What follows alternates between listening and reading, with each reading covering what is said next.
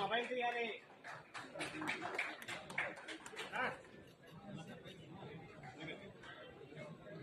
Ladies and gentlemen, please join me in giving them a warm round of applause.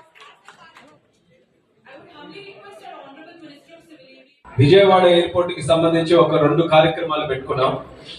Airport కి entrance road, ఒక కొత్త road మన highway point నుంచి దాన్ని inaugurate చేసుకోవడంతో పాటు ఢిల్లీకి అలాగే విజయవాడకి ఒక కొత్త కనెక్షన్ ఇండిగో వాళ్ళ సహకారంతో అది కూడా ఈ రోజు మనం లాంచ్ చేసుకుంటున్నాం.